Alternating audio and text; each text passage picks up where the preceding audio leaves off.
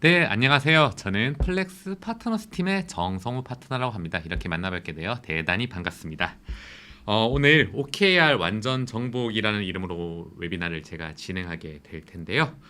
제가 이제 파트너라고 하다 보니까 진짜 파트너냐 아니면은 혹시 뭐 외주나 그런 외부 업체는 아니냐라는 얘기를 많이 듣는데요. 사실 저희는요. 페이롤 BPO라고 해서 급여 아웃소싱이죠. 이뿐만이 아니라 HR 자문, 컨설팅 그리고 다양한 형태의 HR 관련 PO 서비스를 파트너스라는 이름으로 고객분들께 제공해 드리는 그러한 R&R 미션을 담당하고 있는 그러한 조직입니다.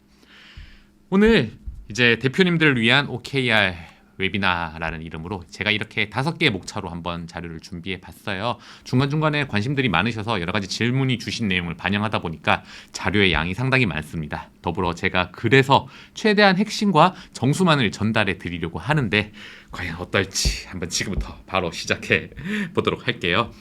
먼저 가장 이러한 질문을 많이 주십니다. 우리 조직에 맞는 성과관리 체계가 무엇인가라는 질문을 굉장히 많이 주시는데요. 자, 일단 그 KPI라고 하는데 사실 KPI는 MBO 방식에서 다루는 성과를 측정하기 위한 지표의 키 퍼포먼스 인디케이터예요. 즉 OKR에서 말하는 KR과 완전히 동일하죠. 그래서 만약에 비교를 한다면은 이렇게 KPI와 KR을 비교하는 게 맞습니다. 자, 이런 이론적인 내용은 집어치우고요. 제가 MBO와 OKR이 어떻게 다른가? 이 내용은 각종 서적이나 인터넷 또는 조금만 구글링 해보시면 이 내용들을 찾으실 수 있을 거예요. 핵심적으로 뭐가 다른가? 일단 당장 눈에 띄는 게 OKR은 How에 초점을 둔다는 얘기. 그 다음에 사이클. MBO 방식이 1년 단위라면 OKR은 수시로 피드백을 하고 중간에 목표를 조정한다는 이러한 차이점이 있겠죠. 그리고 목표 수준도 굉장히 중요합니다. MBO 방식에서는 이게 포인트예요. 평가 결과를 고려한.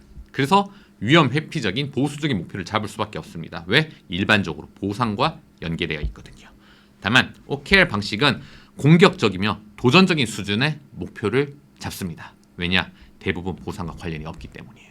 자, 제가 웨비나 사전에 릴스 촬영에서도 그런 말씀 드린 게 있는 게 목표를 높게 잡아서 보상이 낮아진다면 과연 누가 보상을 높게 잡겠어요?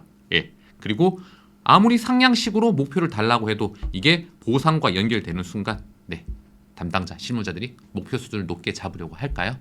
자, 이런 게 바로 MBO와 OKR의 차이점인데요. 자, 이건 사실 결과에 가까워요. 조금만 생각해보면 아실 수 있습니다. KPI 방식으로 하는데도 분기나 월 단위로 조정할 수 있으세요. 그리고 OKR도 하향식으로 목표가 내려올 수 있어요. 대표적으로 구글 여전히 OKR 방식을 하향식으로 하고 있습니다. 자, 그래서 사실 이러한 기술적인 내용은 저는 진짜 중요하지 않을 수 있다라는 얘기를 꼭 좀 드리고 싶고요. 가장 중요한 얘기를 제가 이 3가지 이건 책에서든 어디서든 나오지 않는 얘기예요. 제가 한번 정리해 본 건데 이 3가지 심플, 트랜스퍼런시, 투명성, 임파워먼트, 권한위임 이 3가지 가치가 기업 내에 물 흐르듯이 흘러야지 OKR이 작동한다 라고 저는 생각하고 있어요. 그리고 이 3가지 가치가 기업 내에서 유기적으로 흐른다면은 OKR이건 KPI건 저는 전혀 중요하지 않다고 봐요. 하나하나 볼게요. 자, 심플은 바로 그겁니다. 우리는 무엇이 중요한지 단순한 답에 대답할 수 있는가, 집중할 수 있는가, 하나의 목표에만 집중할 수 있는가, 무엇이 중요한가. OKR 세미나를 제가 워크샵 형태든 제도 설계 형태든 굉장히 많이 나가는데 실패하는 큰 이유 중에 하나가요. 첫 번째, 처음부터 모든 토끼를 다 잡으려고 하세요. 그래서 OKR을 초안을 잡아달라고 하는데 아니 무슨 20명밖에 안 되는 조직인데 OKR이 무슨 40개나 나옵니다. 그건 결국 선택과 집중을 하지 않겠다는 얘기와 저는 같다고 생각해요. 굉장히 문제를 심플리피케이션해서 단순하게 접근하는 게 필요해요. 자, 어렵죠. 제가 뒤쪽 가서 계속 실무적인 얘기는 조금 더 말씀을 드릴게요. 일단 첫 번째, 우리는 지금 우리의 문제가 무엇인지 그 문제를 명확하게 좁히고 그것을 해결할 준비가 되었는가, 포커스할 준비가 되었는가. 이 심플, 이거 꼭 좀 기억해 주시고요. 제가 예전에 MVC, 미션 비전 코어 밸류 웨비나에서도 그런 말씀 드린 기억이 나요. 예를 들어 핵심 가치 수립할 때 보통 경영진과 대표님들은 이것도 잘하고 싶고 저것도 잘하고 싶고 이것도 잘하고 싶고 사실 그 얘기는 다 안 하겠다는 얘기와 동일합니다. 예, 그러한 측면에서 심플이라는 이 밸류를 꼭 좀 기억해 주시고요. 이 두 번째, 심플이라는 허들을 넘었는데 또 두 번째 여기서 굉장히 많은 기업들이 걸립니다. 투명성인데요. 자, 우리는 기업 내부의 민감한 데이터를 구성원과 투명하게 공유할 수 있는가? 라는 게 이 두 번째 질문이에요. 생각보다 많은 기업에서 그런 정보를 우리 일반 직원들이 보면 곤란해요 라는 말씀 많이 주시는데, 그렇게 구성원을 신뢰하지 못한다면 OKR은 절대로 작동하지 않습니다. 왜냐면은 OKR에서는 심플하게 우리의 목표와 KR을 세팅하는 것도 중요한데요, 그 세팅된 OKR을 조직 간에 투명하게 오픈하고 현황과 진척도, 달성 여부를 서로가 투명하게 공유하고 알 수 있는 게 굉장히 중요합니다. 그래서 이게 작동이 되어야지 존 도어가 책에서 그토록 강조하는 얼라이먼트, 정렬 효과가 발생해요. 자, 보세요. 목표를 설정했는데 공개하지 않겠다는 얘기는 목표를 설정하지 않는다는 얘기가 똑같은 얘기예요. 예, 컴포트 존의 동굴 속에 안락하게 숨어서 일하겠다는 얘기로밖에 저는 들리지 않아요. 솔직히 말씀드릴게요. 정말로. 예, 트랜스퍼런시, 투명하게 목표를 공유해야지 OKR이 작동합니다. 생각보다 많은 기업에서 뭐 직무 체계가 문제예요 라는 얘기 제가 되게 많이 들어요. 사실 컨설턴트 직무 얘기만 들으면 머리가 지끈지끈한데요, 사실 그거는 직무가 문제인 게 아니라 그 조직이 무엇을 하는지 투명하게 공유하지 않고 있다는 문제에 기인할 가능성이 99%라고 저는 확신합니다. 자, 트랜스퍼런시 얘기였습니다. 자, 마지막으로 이 두 가지 허들을 잘 넘었다 하더라도 임파워먼트, 권한 위임이 굉장히 중요해요. 왜냐? 아까 제가 말씀드렸죠. OKR이 이렇게 X표 쳐놓은 게 조금 찝찝하네요. 일단 X표는 지우겠습니다. 네. 네, OKR이 예를 들어서 상향식 또는 수평식으로 이제 세팅이 되기 때문에 네, 실무 권한이 강화된다라고 제가 강조드렸는데, 자, 구글에서는요 여전히 그 탑다운으로 하향식으로 목표를 내리고 있음에도 OKR이 작동하는 게 실무에게 권한이 매우 많이 부여되어 있기 때문이에요. 여기에 권한이 강화되어 있기 때문에 탑다운으로 내려오는 목표에 대해서 이쪽에서 계속 챌린징합니다. 계속 챌린징하고 커뮤니케이션이 발생하는 거예요. 그게 진짜로 OKR에서 말하는 권한 위임. 내 목표를 내가 세울 수 없는데 이 달성도에 대해 내가 얼만큼의 민감도를 가질 수 있을까요? 이 세 가지, 심플, 트랜스퍼런시, 그리고 임파워먼트, 이 세 가지를 잘 기억해 주셔야지 OKR이 작동한다, 성과가 향상된다 라는 얘기를 저는 꼭 좀 말씀드리고 싶습니다. 솔직히 이 세 가지만 이해하시고, 예를 들어 실무진께서는요 이 내용을 들으시면은 이걸 그대로 한번 대표님께 한번 질문을 드려보세요. 대표님께서 우리도 OKR을 도입해야 되는데 뭐 한번 검토해 봐라라고 하면은 이 세 가지 질문을 한번 그대로 드려보세요. 이게 준비가 되었냐고. 이게 준비가 되어 있지 않다면요 하지 마세요. 이게 준비가 안 된 상태에서 남들이 OKR 무슨 만병통치약처럼 이제 얘기가 들려오기 때문에 검토했는데 세팅하는 단계에서 무너져 내리는 게 바로 다 이러한 이유 때문입니다.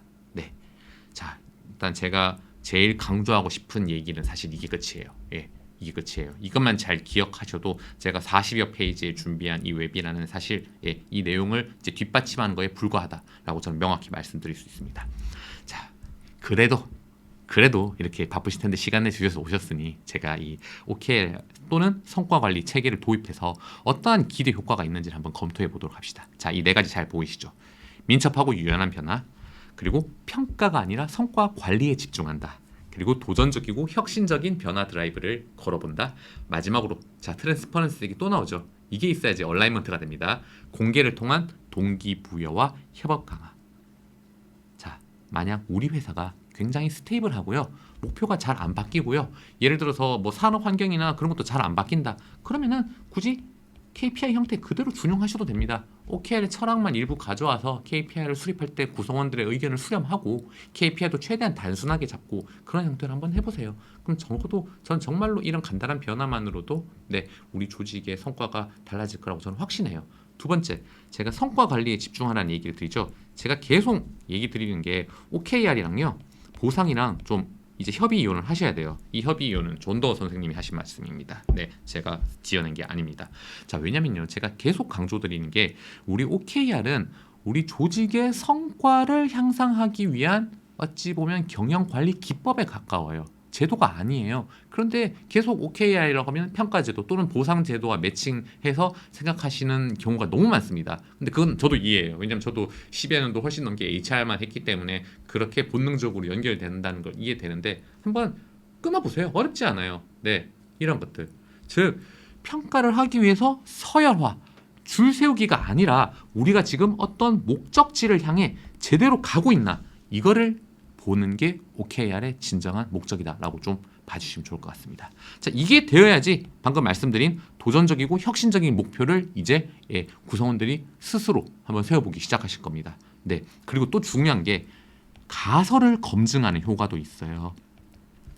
1번하고도 굉장히 연관되는 내용인데요. 산업 환경이 계속 실시간으로 바뀌고 너무 변화의 속도가 빠르다 보니까 우리가 특정한 가설을 세웠는데 이거를 당장 경영에 접목하자니 두려움이 있을 수 있어요. 이때 OKR의 철학인 언제든 빠르게 실행해보고 빠르게 실패를 경험하고 빠르게 개선한다는 그러한 취지로 조금 가설을 검증하는 형태로도 OKR을 활용할 수 있다. 이러한 기대 효과가 있다라고 제가 말씀드릴 수 있고요.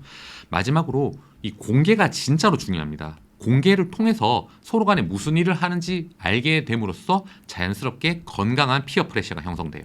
건강한 피어 프레셔라고 저는 표현합니다. 그리고 당연히 협업도 강화되겠죠. 우리 조직의 특정한 문제를 달성하기 위해서 조직끼리 협업을 해야 될 이유가 명확하고 되게 심플해지고 그게 투명하게 이해되는 거죠.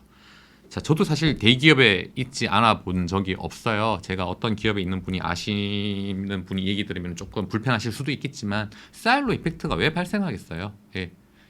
저는 그때 직접 수익 부서가 아닌 미들 오피스, 즉 백오피스와 프론트의 중간에 미들 오피스 있었는데 제 KPI는요, 솔직히 말씀드리면은 회사 성과 극대화가 아니었습니다. 그냥 사고 안 나면 되는 거였어요. 자, 이게 바로 목표가 공개가 안 되고 건강한 피어 프레셔가 형성이 안 되고 협업이 안 되는 효과라고 저는 생각해요. 사실 이렇게 말씀드리면은 OKR을 도입만 한다면은 이 모든 것들이 다 해결되지 않냐라는 기대감이 생기실 수도 있겠지만 저 다시 한 번 더 강조드립니다. 먼저 이 세 가지 원칙이라고 할게요. 저는 이 세 가지 원칙이 우리 기업 내에서 받아들일 준비가 되어 있나 그렇지 않나를 먼저 한번 회고해 보시기를 권고드립니다. 네, 제일 중요한 얘기를 제가 지금 했습니다. 원래 서론이 재밌어야지 그 책이 재밌잖아요. 영화도 마찬가지고. 자, 파트 1에서 이제 이런 얘기 들었으면은 이제 파트 2는 사실 조금 실무진 분들이 조금 더 관심을 가지실 것 같긴 해요. 그래서 OKR을 세팅하고 싶은데 너무 어려워요. 이러한 말씀들을 굉장히 많이 주시더라고요. 그래서 제가 우리 조직의 OKR을 수립해 보기에 앞서 자, 원래 제일 좋은 게 벤치마킹. 거인의 어깨에 올라서서 먼 곳을 바라보라. 선진 글로벌 기업들의 OKR 예시를 참고하는 것만큼 좋은 건 없다고 저는 생각합니다. 본 내용은 존 도어 책에도 그대로 나오는 내용이니 저희가 배포를 해드리겠습니다. 이 내용 바탕으로 유튜브와 인투이트는 이런 형태로 OKR 세팅하고 운영을 했구나라는 것을 조금 감을 잡으셨기를 바랍니다. 자, 되게 중요한 게 몇 가지 계속 나옵니다. 첫 번째 보세요. 자, 10억 시간이라는 구체적인 숫자가 있죠. 재밌는 게 이 당시 유튜브 시청 시간이 얼마였던지 아시는 분 있으실까요? 이때가 2012년이에요. 2012년이었고 이때 시청 시간이 1억 시간이었습니다. 자, 형식과 내용에 너무 얽매이지 마세요. 이게 딱 듣는 순간 전통적인 HR 담당자분들은 아니 2012년인데 무슨 2016년 목표를 세우고 앉았어. 그러면 2013년에 성과랑 평가랑 보상은 어떻게 할까? 이런 얘기가 딱 드실 거예요. 자, 다시 한번 강조드립니다. 제발 그 평가, 보상은 여기 웨비나에서는 생각하지 마세요. 우리는 지금 조직의 성과를 높여야 돼요. 조직의 성과를 높인다는 관점에서 도전적인 목표, 구체적인 목표, 타임바운드 2016년까지 모든 게 다 표현되어 있습니다. 그리고 어디에 집중할 것인가? 하루 시청 시간. 매출도 아니고, 광고 수익도 아니고, 하루 시청 시간이라고 문제를 굉장히 단순화했어요. 자, 이렇게 문제를 단순화하니까 이것을 달성하기 위한 키 리저트, 핵심 결과가 이제 나오기 시작하죠. 검색과 앱 사용률 몇 % 증가. 이 XX는 책에도 XX라고 나와 있습니다. 제가 가리고 싶어서 가린 게 아닙니다. 존 도어가 책을 쓰다가 구체적인 숫자까지 내보내기는 불편했나 봐요. 자, 거실 TV 보급률 증가. 참여 및 게임 시청 시간 증가. VR 서비스를 실시한다. 자, 그리고 핵심 결과 키 리절트가 무조건 정량적으로 표현되어야 된다고 생각하실 수 있는데, 자, 그러한 너무 요건이나 형식에 얽매이지 말자고요. 우리 인투이티도 한번 보세요.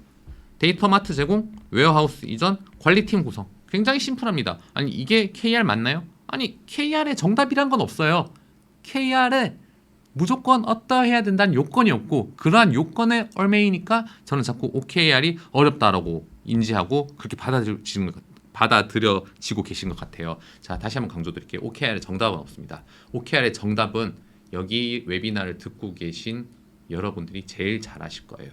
OKR 본질은 결국 여러분이 인지하고 계신 우리 회사의 현재 문제입니다. 풀어야 될 문제, 나아갈 방향, 그 두 가지라는 걸 좀 명확히 이해해 주시면 좋겠고, 자, 이런 식으로 자, OKR의 요건이 사실 굳이 컨설턴트들이 이렇게 열심히 만들어서 뭔가 있긴 해요. 네, 뭐 영감을 줘야 되고 달성 가능해야 되고 정량적이고 도전적이고, 자, 이런 거 안 중요해요. 이런 거에 얽매이니까 자꾸 OKR 어렵다고 생각하시는 것 같아요. 자, 제가 아까도 말씀드렸죠. Do it and fix it의 스페이스 바탕으로 언제든지 한번 쉽게 세워보고, 결과가 나쁘지 않네 싶으면 더 고도해보고, 결과가 뭔가 이상하다 싶으면 재빨리 수정하고, 이런 좀 빠르게 유연하고 민첩하게 움직이려는 초창기 기업들, 스타트업들, 유연한 조직들 언제든지 바로 당장 OKR을 도입할 수 있으실 거다라고 저는 확신합니다. 자, 그럼 이제 유튜브가 구글이었죠 처음에는. 네, 어떻게 이런 치열하게 OKR을 10억 시간이나 10배라는 이런 북극성 지표를 세팅했는지 한번 그 논의의 그 과정과 결과를 한번 보려고 하는데요. 자, 이때 여기 고민의 시작이 바로 이거였어요. 참 재밌죠. 고민의 시작점이 매출을 어떻게 높일까가 아닙니다. 고민의 시작이 뭐였다? 고객에게 주는 가치가 무엇인가? 네, 우리는 고객에게 어떠한 가치를 주고 있는가? 여기서 이제 문제가 시작되었던 거예요. 자, 보세요. 그래서 OKR의 가장 중요한 목표, 오브젝티브가 하루 시청 시간이 된 거예요. 예. 보세요. 이걸 결정하기 위해서 내부에서 어마어마한 논쟁이 있었습니다. 자, 조회수를 볼 것이냐, 검색 정확성을 볼 것이냐, 시청 시간을 볼 것이냐, 광고 수 증대를 볼 것이냐, 수익 증대를 볼 것이냐, 아니면 콘텐츠를 만드는 사람들의 동기부여를 할 것이냐. 이런 정말로 여러 가지 문제를 정의하는 과정에서 치열한 논의가 발생한다라고 한다면은 저는 박수 100만 번 드릴 거예요. 네, 즉 오브젝티브를 세팅하는 데 시간을 들이는 거는 형식과 요건에 얽매여서 시간을 들이는 게 아니라 내가 인지하고 있는 우리 조직이 풀어야 할 문제, 나아가야 할 방향성을 정의하는 데 시간을 많이 쏟으세요. 그리고 제가 뒤쪽에 또 얘기할 텐데요. OKR은 그러한 커뮤니케이션이 활성화되기 위한 도구이기도 합니다. OKR은 제도가 절대 아니에요. 네, 그래서 다시 한 번 더 말씀드리면 구글에서 논의한 결과는 우리가 고객에게 줄 수 있는 가치는 결국 뭐였다? 시간을 투자를 통해서 그들에게 행복을 주겠다. 이러한 결론을 얻었고 그게 바로 시청 시간으로 연계되었다라고 저는 말씀드릴 수 있을 것 같습니다. 자, 이때 1억 시간이었어요. 10억 시간. 당연히 이걸 세팅하는 과정에서 수많은 논의와 챌린지가 있었을 거라는 거는 충분히 상상할 수 있겠죠. 네, 재밌는 얘기를 하나 해드리면요. 지금 구글의 CEO가 순다르 피차이시죠. 인도인이신데 순다르 피차이신데 그분도 이제 처음에 엔지니어로 이제 구글에서 입사하실 때, 왜 갑자기 구글 창립자 세르게이 브린과 레리 페이지한테 그런 챌린지를 받았대요. 크롬 시장 보급률을 넓혀라. 얼마로? 1억 명으로 늘려라. 예, 당연히 우리 순다르 씨께서는 말도 안 된다. 지금 그 당시 제 기억으로 한 2천만 미만이었을 거예요. 근데 그때 레리 페이지와 세르게이 브린이 이런 말을 했답니다. 1억 명이라고 해봤자 전 세계 인터넷 이용 인구의 10%밖에 안 된다. 이렇게 생각 전환, 문제를 전환해 보는 거. 네, 이러한 논의들. 이 논의가 바로 오브젝티브를 세팅하실 때 저는 물 흐르듯이 자연스럽게 유기적으로 발생했으면 좋겠습니다. 자, 이제 목표를 한번 만들어 볼게요. 목표를 만드는 거 어렵지 않아요. 오브젝티브 만드는 거 어렵지 않아요. 일단 회사 미션, 우리가 존재하는 이유를 한번 생각해 보세요. 우리는 왜 존재하는가? 네, 존재하는 이유. 식품업체라면 당연히 고객한테 건강하고 양질의 그리고 가성비까지 좋은 그런 식품을 전달한다. 이런 게 미션이 되겠죠. 심플합니다. 우리가 존재하는 이유, 우리가 왜 기업, 조직에서 협업하는지, 왜 우리가 개인이 아니라 조직 단위로 협업하는지 그 목적을 한번 상기시켜 보세요. 이건 어렵지 않을 거라 생각해요. 그럼 그게 바로 오브젝티브로 꽂아버리셔도 저는 전혀 무방하다고 얘기합니다. 자, 그러기에는 이건 너무 회사 단위의 너무 큰 단위의 목표인 것 같다. 오케이, 좋습니다. 사업 계획 한번 고려해 보세요. 네, 이것도 너무 불호단 것 같으세요? 그러면은 현재 조직에서 맞닥뜨리고 있는 주요 현안이 뭔지 한번 생각해 보세요. 네, 우리가 진짜로 해결해야 되는 문제가 무엇인지. 자, 이것도 잘 모르시겠다면은 한번 지금 현재 트래킹하는 데이터가 무엇이든 있을 거예요. 저도 이제 플렉스 파트너스 팀에서 HR 자문과 컨설팅을 제공하고 있잖아요. 자, 로 데이터가 수도 없이 쌓일 겁니다. 예, 뭐 제가 드는 생각으로는 네, 고객 미팅이 있을 수 있고, 예, 매출은 당연한 거겠죠. 그다음에 담당 고객사 수, 뭐 이런 것들, 네, 혹은 나의 전문성을 어떻게 측정하냐고요? 네, 지표를 만들어서 측정하면 되겠죠. 이런 다양한 형태의 분명히 관리하고 있는 로우 데이터가 있을 겁니다. 그래서 데이터를 꼭 쌓아두고 축적하고 관리하라고 얘기하는 게 이게 오히려 이렇게 바텀업으로 올라가서 데이터를 분석하다 보니 우리의 진짜 문제가 이거구나. 우리의 사업 계획을 여기에 반영해야 되구나. 우리가 앞으로 회사 미션 이렇게 바꿀 수도 있지 않을까라고 생각할 수 있다라는 것들. 네, 탑다운이건 바텀업이건 이건 전혀 중요한 게 아니다라는 얘기 제가 다시 한번 해봅니다. 네, 그런 식으로 전사 목표를 한번 세팅해 보는데 일단 시간 관계로 이 내용은 제가 잠깐 생략하고요. 자, 오브젝티브의 요건도 당연히 존재해요. 네, 제가 아까 말씀드린 것처럼 내가 존재하는 이유 혹은 우리가 지금 풀어야 될 문제에 포커싱해서 목표를 수립해 보라고 말씀드렸는데요. 그럼에도 불구하고 좋은 목표란 건 당연히 그 요건이 있겠죠. 간단합니다. 대원칙은 누구나 이해할 수 있는 용어로 표현되어야 됩니다. 예, 해당 직무 전문가만 이해할 수 있는 용어로 표현되는 게 아니라 회사 구성원이라면 누구나 이해할 수 있는 용어로 표현되어야 됩니다. 당연하겠죠. 왜? 우리 전체 조직에서 이 목표를 보고 우리가 같이 얼라이먼트, 정렬이 되어야 되니까요. 그리고 그 목표를 바탕으로 개인 목표, 이렇게 세부적인 OKR이 수립될 수 있어야 되니까요. 자, 다시 한 번 더 강조드립니다. 선택과 집중. 네, 인투이티 사례죠. 모든 임직원이 실시간 데이터를 바탕으로 의사결정하기. 자, 보세요. 이때 이 모든 임직원이 저도 잘못 알고 있었는데 고객사의 모든 임직원은 아닙니다. 인투이티의 내부 임직원입니다. 내부 임직원. 즉 이렇게 우리가 지금 풀어야 될 문제가 의사결정 속도가 더디다라고 한다면은 정말 매출이라든지 이런 거 다 던지고 우리 내부 직원들이 의사결정을 위한 데이터를 그런 데이터 관리 플랫폼을 만들자 자체에 이제 선택과 집중을 인투이티는 한 거예요. 예, 매출이나 고객사 수 여기에 얽매이지 않고요. 예. 자, 그다음에 엔드 이미지가 있어야 돼요. 엔드 이미지. 과정이 아니어야 한다는 얘기입니다. 네. 잡지를 넘기는 것처럼 웹을 빠르게 만들자. 구글 얘기예요. 예. 이런 비유적, 묘사적, 그래서 동기부여가 가능한 그런 좀 언어적인 요소들을 활용하는 것도 가능하다. 근데 형식과 요건이 없다니까요. 얽매일 필요가 없다니까요. 자, 그리고 그렇게 하기도 어렵다면은 그냥 심플하게 벤치마킹도 가능하죠. 카카오톡 수준에. 네.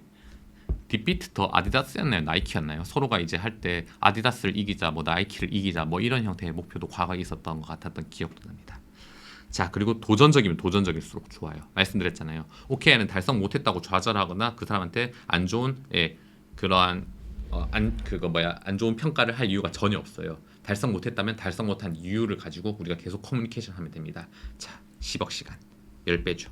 최근에는 마이크로소프트가 MS 그 게이머 유저 수를 10억 명으로 만들겠다는 이런 또 야심찬 북극성 지표를 만들기도 했더라고요.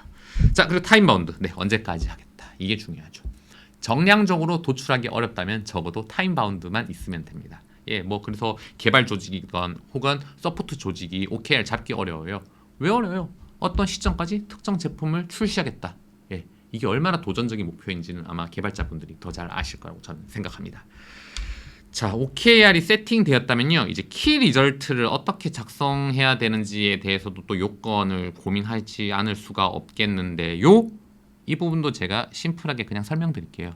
솔직히 말씀드리면 KPI나 KR이나 다를 거 하나도 없어요.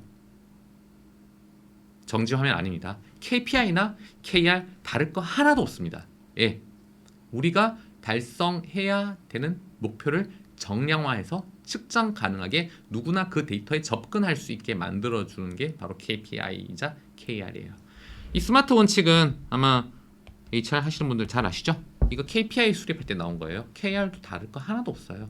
네, 결과적으로 구체적이어야 되고 측정 가능해야 되고 달성 가능해야 되고 이게 달성되었을 때 오브젝티브가 달성돼야 되고 마지막으로 타임 바운드는 또 나오네요.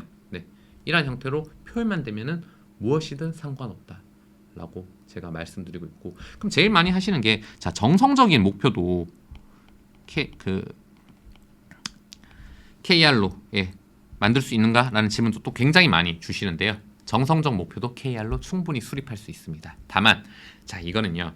일부러 예를 들어 정량적 목표가 정말로 나오기 힘든 조직이 뭐 그 조직 그래서 예를 들어 이런 게 있을 수 있겠네요. 인사팀에서 하다가 안 되니까 그냥 전사 대상으로 한번 만족도 서베이를 몇 점 이상 받아보겠다. 물론 그러한 노력은 저는 인정합니다. 근데 그게 HR의 본질이 아닐 수는 있잖아요. 이런 식으로 굳이 정량화된 목표를 억지로 끌고 올 바에 정성적 목표를 세팅하시고요. 그 100% 또는 70% 또는 50%의 기준에 대해 경영진과 합의하세요. 아까 제가 또 말씀드렸죠. 결국 OKR은 뭐다? 커뮤니케이션을 위한 도구다. 그래서 우리가 이 100%가 어느 정도라고 문장으로 표현해서 상위 조직당 또는 경영진 혹은 구성원과 합의만 될 수 있다면 저는 무엇이든 상관없다. OK다. OKR이다 라고 말할 수 있겠습니다. 자, 그래서 자꾸 제가 지금 조금 디테일한 얘기를 드리고 싶은데 시간 관계상 못 드리고 자, 링크를 보여드릴게요. 제일 좋은 게 이겁니다. 제가 링크를 크게 3가지 저희 자료에 첨부해 드릴 겁니다. 다 해외 사례인데요. 무슨 조직이, 즉 기능 조직, 목적 조직 혹은 회사의 현재 성장 단계에 따라서 굉장히 다양한 형태의 OKR 예시를 다 넣어놨어요. 네, 사실 제가 이걸 숨겨놓고 고객사 찾아가서 뭐랄까 제가 워크샵이나 좀 강연이나 아니면은 고객사분들 뵙고 설명하는 좀 비장의 무기 중 하나였는데 검색해도 잘 안 나올 거예요. 자, 이 링크 따라 가시면은 저희가 보통 다른 회사에서 어떻게 운영하는지 또 비단 다른 회사뿐만이 아니라 실제로 어떻게 할 수 있는지 예시가 정말로 풍부합니다. 정말로 너무너무 풍부해서 실제로 OKR 세팅이 어렵다고 생각하는 오퍼레이션 조직들의 예시까지도 제가 여기서 다 확인할 수 있었어요. 네. 자, 근데 솔직히 말씀드리면요. 아까 제가 이 OKR의 요건이 이제 형식이고 얼메이지 말고 구애받을 필요 없다고 말씀드렸잖아요. 네. 한번 이 사이트를 들어가서 예시들 찾아보기에 앞서서 제가 아까 처음에 말씀드렸던 지금 우리가 진짜 해결해야 될 문제가 무엇인지 한번 곰곰이 생각해 보시는 게 저는 진짜로 중요하지 않을까라고 생각해 봅니다. 목표를 수립하는 게 어려울 수는 있어요. 근데 제가 많이 듣는 얘기 중에 하나인데 목표를 수립하기는 어렵다. 오케이, 이건 저 오케이예요. 근데 우리 조직은 업무 특성상 목표를 설정할 수 없어요 라는 얘기는 제 귀에는 전 일하기 싫어요 밖에 안 들려요. 진짜입니다. 자, 이제 좀 심각한 얘기도 했으니 조금 이제 재밌는 얘기로 넘어가 볼게요. 자, OKR 세팅만 하면 끝일까요? 아니요. 저는 체크인. 그럼 체크인이 뭔가요? 아까 제가 트랜스퍼런스에 말씀드렸던 목표를 전사에 투명하게 공유하고 목표 진척도를 관리하고 누구나 열람 가능할 수 있게 하는 것. 트래킹, 히스토리 관리. 이걸 저희는 체크인이라고 부르는데요. 이게 저는 오히려 가장 중요하다고 생각합니다. OKR 세팅만 해놓고 바로 이제 다들 까먹죠. 구글 스프레드시트에 적어놓고 다들 까먹습니다. PPT로 예쁘게 만들어놓고 다들 까먹습니다. 그러니까 OKR이 작동하지 않죠. 사실 근데 여기서는 제가 지금 플렉스를 재직하고 있어서 그런 게 아니라 정말로 이러한 툴의 도움이 필요해요. 이거는 제가 이따 말씀드릴 텐데 존도 선생님도 말씀하셨습니다. 툴의 도움을 받으라고. 이건 진짜 사실입니다. 팩트입니다. 세팅만 해놓으면 OKR이 작동하지 않습니다. 우선 자, 이거는 체크리스트인데요. 우선 세팅한 OKR이 적합한지 잘 작동하는지 사전에 한번 점검하거나 이 점검은 OKR 주기 사이클 내에서도 언제든지 주기적으로 한번 체크해 보시는 게 필요해요. 자, 아까 제가 했던 내용 OKR 세팅할 때 고려했던 내용이 조금만 표현이 다르지 거의 그대로 들어가 있습니다. 자, 일단 시급하고 근본적으로 필요한 문제인지 우선순위를 고려해서 집중할 때 집중하라는 얘기죠. 다시 한번 떠오릅니다. 20명밖에 안 되는 조직인데 OKR을 40개나 만들어 오신 그 열정에는 정말로 감동했으나 그 얘기는 하나도 집중하지 않겠다라는 얘기와 동일하다는 얘기. 자, 그리고 이 목표를 달성했을 때 변화를 얻는지 진짜로 회사가 달라질 것이라는 확신이 있는지. 그리고 세 번째, 자, 엔데미지. 아까 제가 나왔죠. 제가 설명했죠. 오브젝티브 세팅하실 때 반드시 중간 과정이 아니라 결과값으로서의 엔드 이미지가 있어야 된다고 제가 말씀드렸잖아요. 자, 이런 엔드 이미지가 구체적으로 그려지는지. 자, 그리고 요건 좀 있으면 좋습니다. 공격적이면서도 현실적이어서 제가 써놓고도 이상하네요. 공격적이면서 현실적인. 한화가 한국 시리즈를 우승한다. 구성원의 열망 도전의식을 자극하는가. 이런 식의. 좋습니다. 자, 이러한 내용들을 계속 OKR의 적합성은 검토하고 수정하고 피드백하고 발전시켜 나가는 게 중요하다는 얘기를 저는 하고 싶어요. 사실 이 체크리스트보다 OKR 세팅해 놨지만 언제든지 우리는 수정할 수 있고 그 수정 권한이 구성원한테 열려 있다면은 저는 사실 이런 체크리스트 굳이 필요하지 않다고도 생각하는 사람이에요. 넘어가겠습니다. 이런 것도 좋아하시는 것 같아서 한번 준비해봤어요. 자, OKR은 아까 제가 그 말씀드렸잖아요. 평가가 아닙니다. 제도도 아니고요. 네, 커뮤니케이션 도구예요. 예, 밸류이자 툴이다 라고 저는 다시 한번 말씀드리고, 자, OKR의 주기를 어떻게 가져가면 좋나요? 네, 자유롭게 가져가세요. 네, 수시에 언제든지 피드백 해주고 언제든지 OKR을 리뷰하세요. 아니 그러면은 전사로 그렇게 다 모여서 하는 게 힘들지 않나요? 당연히 힘들죠. 그러니까 뭐 클라우드 플랫폼의 서비스를 도움을 받으셔서 네, 모두가 모일 필요 없이 언제든지 수시로 피드백을 남기고 목표 수정의 필요성을 전사에 공유하고, 그랬을 때 또 서로가 피드백 의견을 자유롭게 남기고. 네, 사실 이런 게 HR 하시는 분들이 좋아하는 거긴 한데, 특정 월 일 기준으로 뭔가 뭘 해야 되고 뭘 해야 되고 뭘 해야 되고, 자, 구글이 이러한 프로세스 주기를 설립하는데 얼마나 많은 시간과 노력이 들었냐가 저는 오히려 그 여기 웨비나에 참석하신 분들께 더 핵심적인 오히려 더 밸류를 드릴 것 같아요. 보통 4에서 5 사이클 이상을 돌려봤답니다. 이 정도 사이클을 돌려야지 몇 월에 뭘 하고 몇 월에 뭘 하고 이렇게 구체적으로 나오게 되는 거예요. 근데 아직 OKR은커녕 MBO 방식도 한 사이클도 못 돌려보셨는데 바로 몇 월에 뭐하고 이거 마일스톤을 찍고 가겠다고요? 못해요. 네, 넘어갑니다.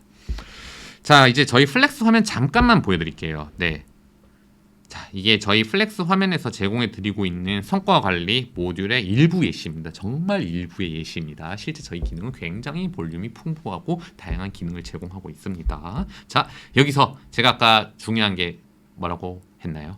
체크인, 진척도, 업데이트, 그리고 리뷰, 이 2가지가 진짜 중요하다고 말씀드렸죠.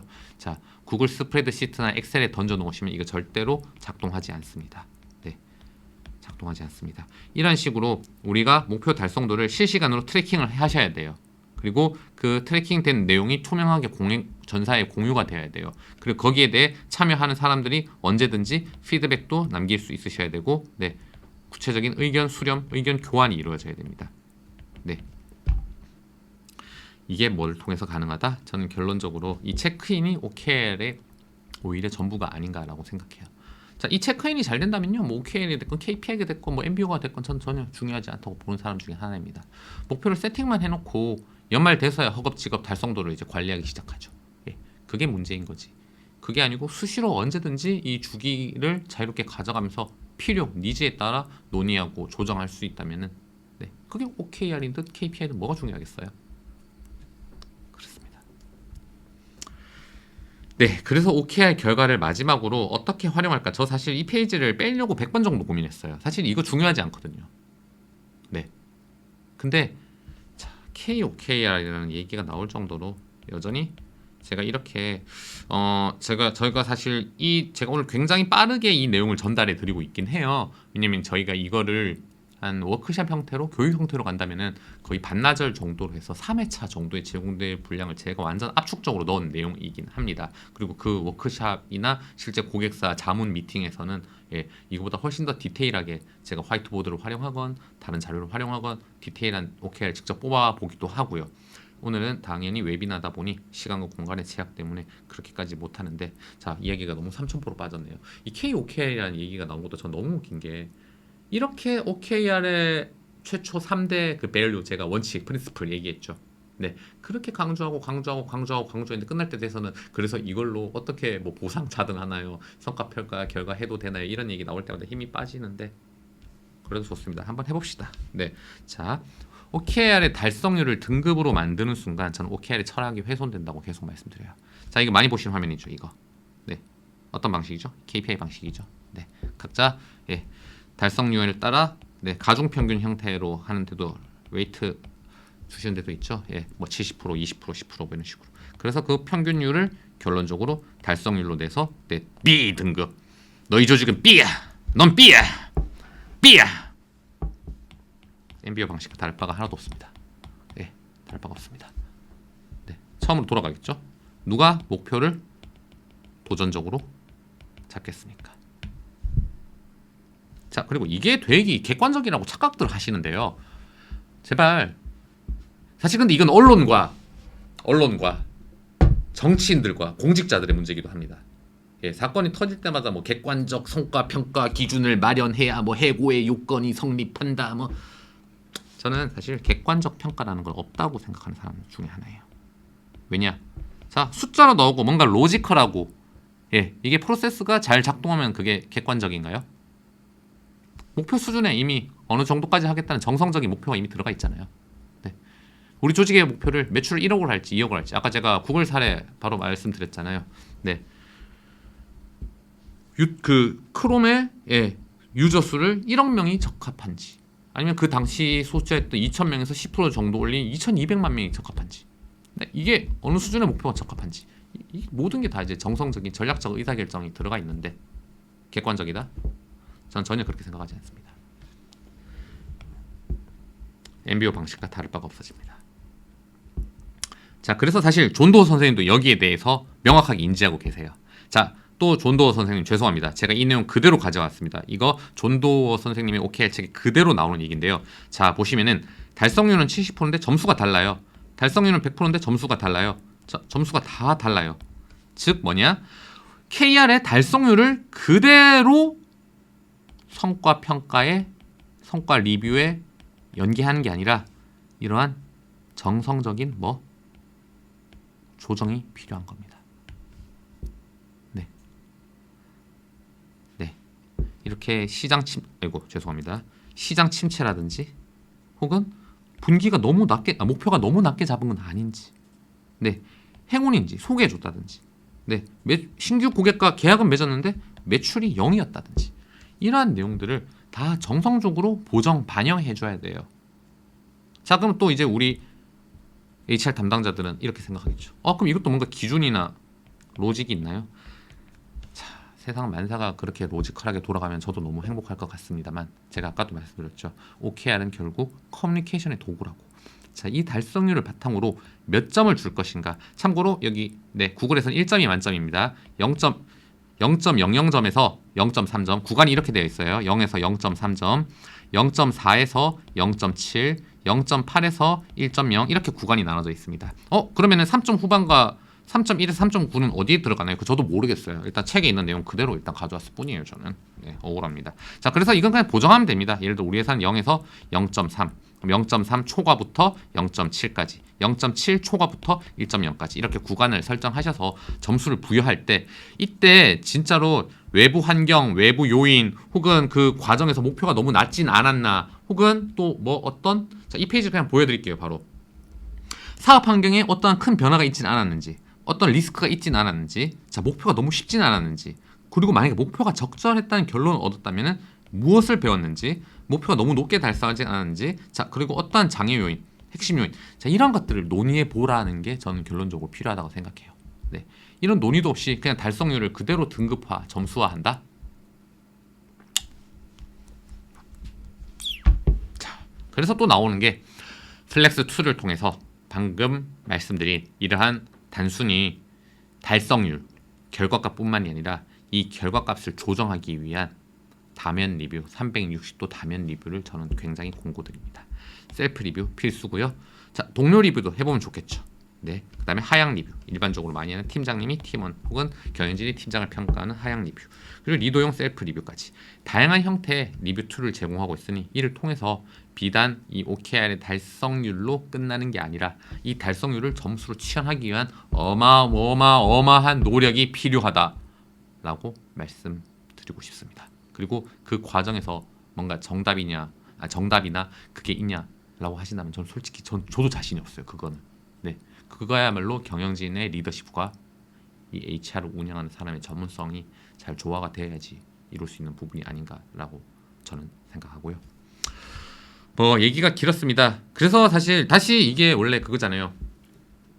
닭이 먼저인지 달걀이 먼저인지 제도가 먼저냐 문화가 먼저냐 저도 이거는 답할 수 없는 문제긴 한데 그런 얘기가 가장 나오는 것 같습니다. 전략은 아침으로 문화를 먹는다는 말이 있죠. 예.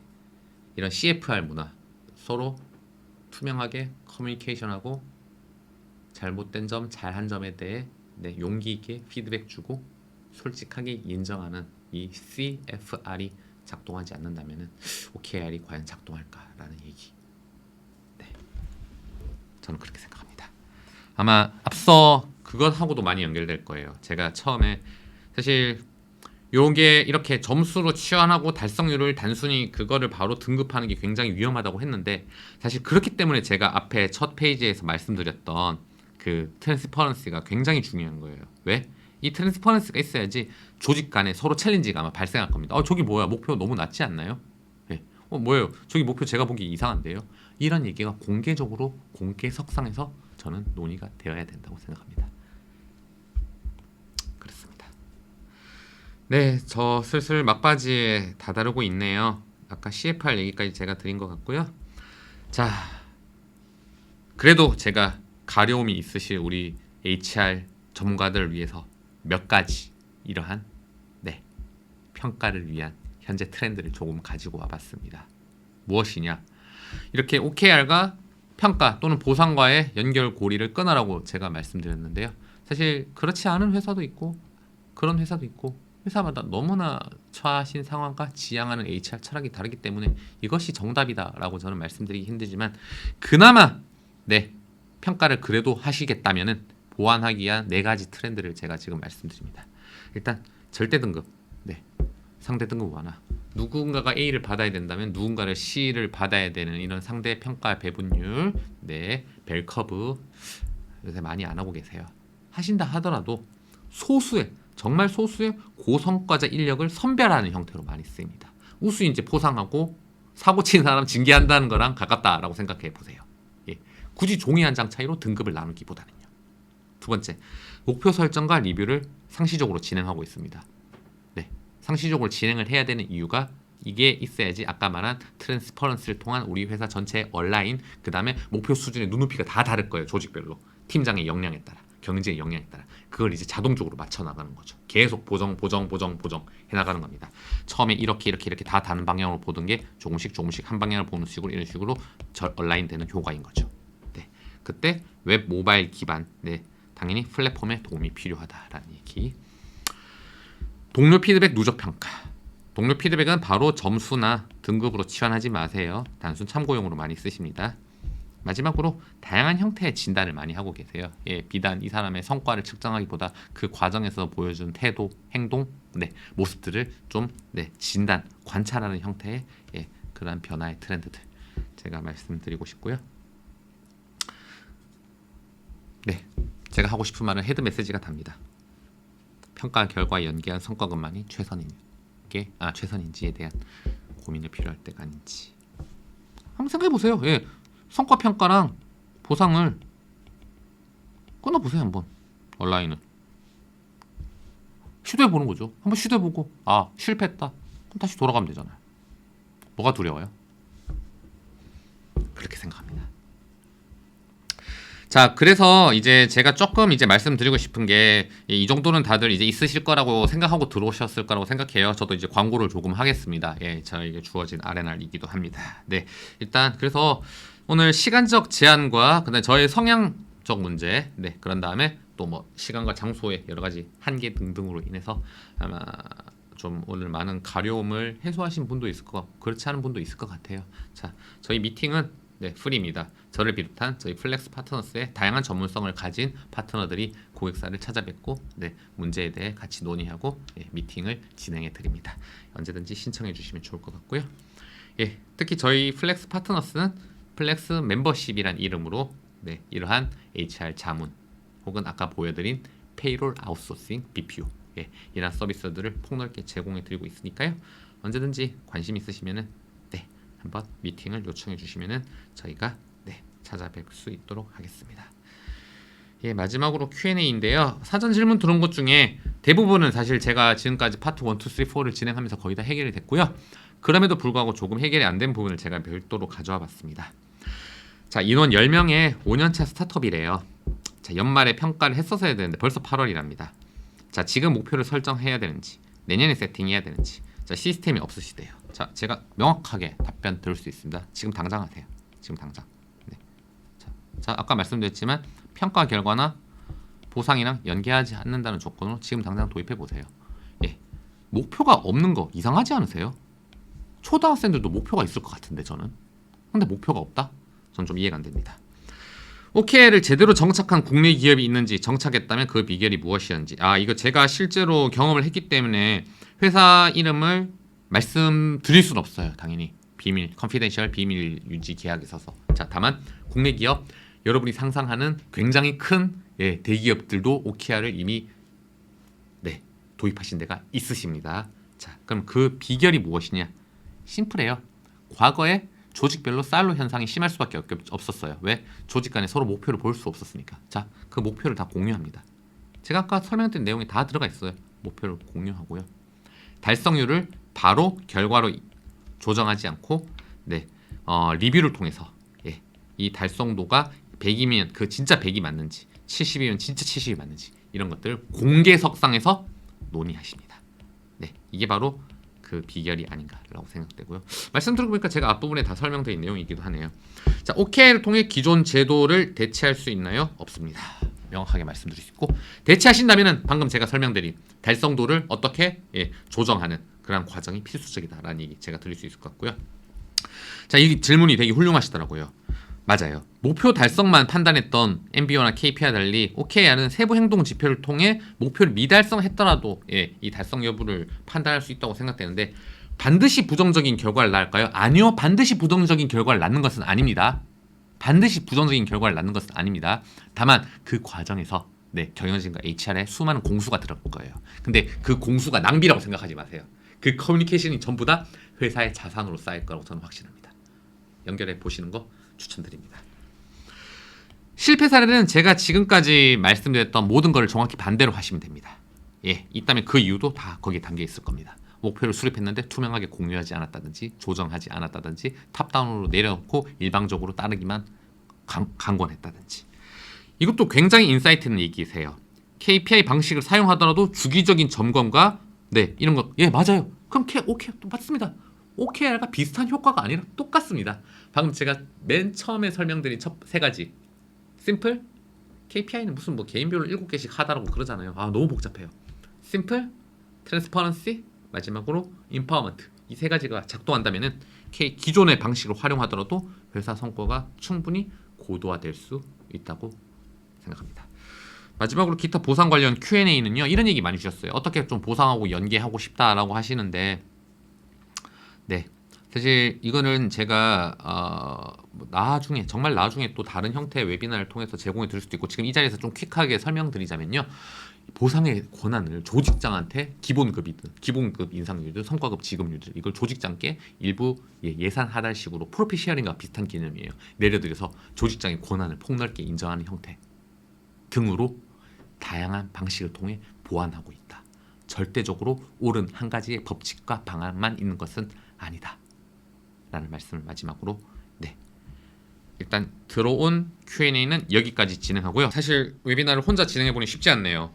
그리고 너무 뭐랄까 좀 벽 보고 얘기하는 기분도 있었고, 사실 좀 워크샵이나 강연이나 이런 데서는 제가 조금 이렇게 아이 컨택도 하고 질문도 드리면서 진행했기 때문에 조금 느낌도 굉장히 새로웠는데요.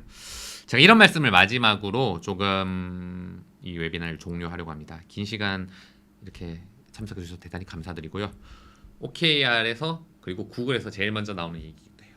아이디어는 쉽다, 중요한 것은 실행이다 라는 얘기를 마지막으로 긴 시간 참여해 주심에 대단히 감사드리며 오늘 웨비나 여기서 종료하도록 하겠습니다. 감사합니다.